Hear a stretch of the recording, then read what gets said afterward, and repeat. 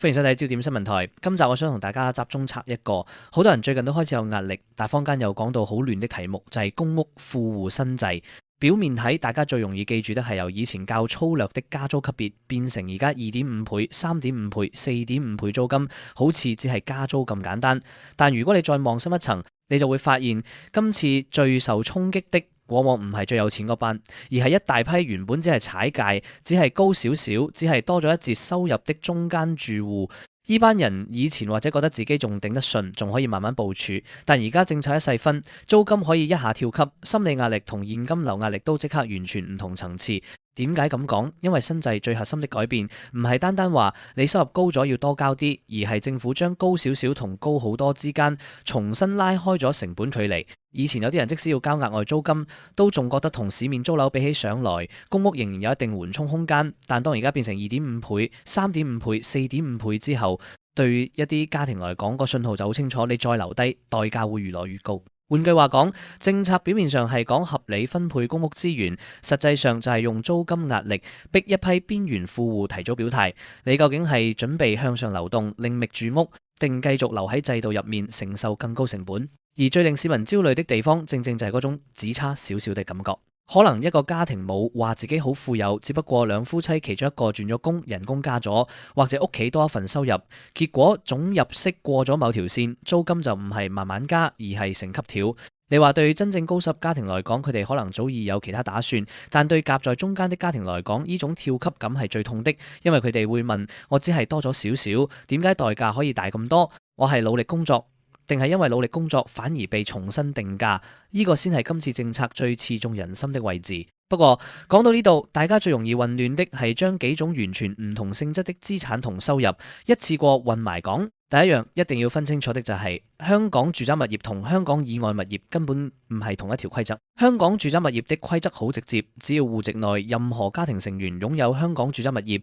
原則上就要遷離公屋。因為制度的判斷好簡單，你既然已經喺香港擁有住宅物業，咁你就唔應該再佔用公屋資源。呢一點其實已經講得好白，冇得拗，基本邏輯就係咁。但去到內地樓或者其他香港以外物業，坊間就經常一刀切咁講到好似有就即刻收屋，呢個講法其實太粗暴，亦容易嚇親一批未搞清楚規則的人。香港以外物業包括內地住宅、非住宅物業，重點唔係一擁有就即時等於香港住宅物業嗰種處理，而係要計入你整個家庭的收入同資產淨值。即係話，如果你喺內地有樓，首先要睇嗰個物業有冇帶來租金收入，第二要睇嗰個物業本身的資產淨值，計埋之後會唔會令你整體超額？真正決定你去留的係申報後整體是否超出相關上限，而唔係單靠內地有樓呢5個字就可以直接落結論。呢個位置其實好值得觀眾留意，因為好多家庭最危險的冇必係佢哋真係資產龐大，而係佢哋以為香港以外物業查唔到，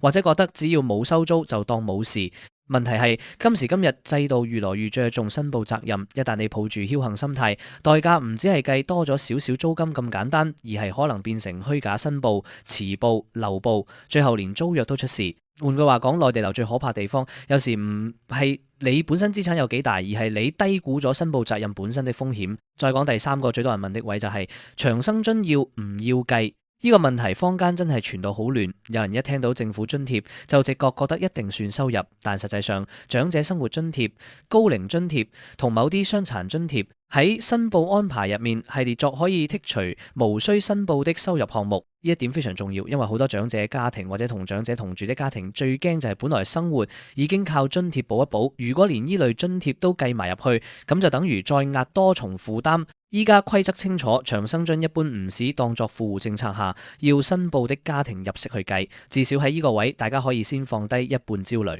但我想強調，長生津唔計並唔等於成件事就安全，因為真正麻煩的始終係整個家庭的總收入、資產同埋你有冇其他香港以外物業要申報。好多時一個家庭的誤判並唔係錯喺大方向，而係錯喺細節。佢哋知道要報，卻冇認真分清楚邊樣係香港住宅物業，邊樣係香港以外資產。知道有津貼，但冇再睇清楚邊類要計，邊類可以剔除。知道有申報表，但又以為遲少少交都冇。所謂制度最容易令人出事的，往往就係呢啲我以為差唔多的灰色地帶。講到申報表呢個位同樣好現實，以10月申報週期的樣本安排來睇，表格會喺週期開始後派出，住戶要喺11月1日或之後填妥，並且最遲11月30日前交翻。呢個時間點點解咁重要？因為好多人會覺得申報表只係行政程序，拖一拖遲少少，文件未齊先擺住都冇問題。但對房屋制度嚟講，你遲交冇交